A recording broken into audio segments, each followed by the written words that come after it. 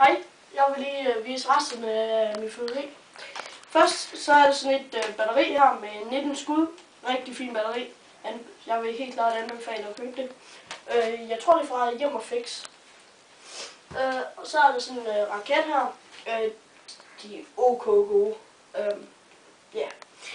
Også fra Hjem og Fix selvfølgelig. Alt det her Arne halløjse her, det er fra Hjem og Fix. Så er det så et bomberør.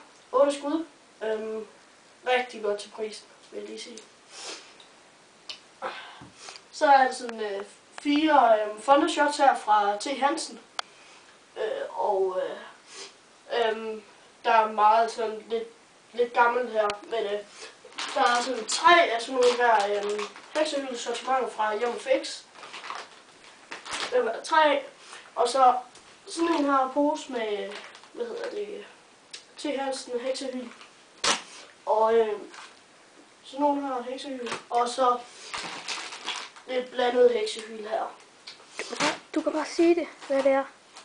Fra, hvad? Nå, fuck det. Og så er der sådan 2, jeg ved faktisk ikke helt, hvad det er.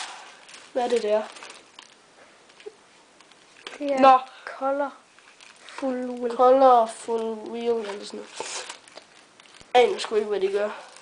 Men jeg tror, de er gode nok. Og så er der sådan nogle masse hundepropper. De er nemlig mega sjove.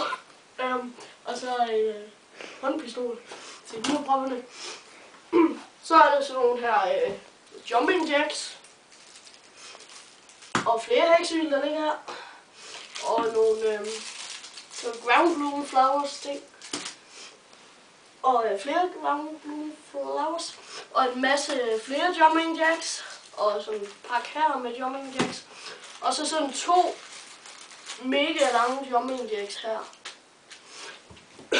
Og så er der sådan nogle fucking små romerlys her. 100 år gamle. Det kan godt være, de springer i luften, når de tænder ud. Det bliver bare sjovt. Og så sådan nogle, jordsol her. Og røgpiller. De ryger fucking godt, skal jeg lige sige. Og så er det, så et stort, jeg tror det er det stort eller lille juniorsortiment. Stort juniorsortiment fra T. Hansen med romerlys, fontæner, store ground blue flowers, ledlys, jordsol, tracking balls, så videre. Altså meget sådan noget småt værk. Godt til prisen. Og jeg glemte lige noget mega vigtigt. Dalperler, de er fandme fede. Helt klart anbefales. De sparker røv. Det var det, tror jeg vist. Ja. Nej. Så er der sådan 2 pakker tracking balls. Det var det.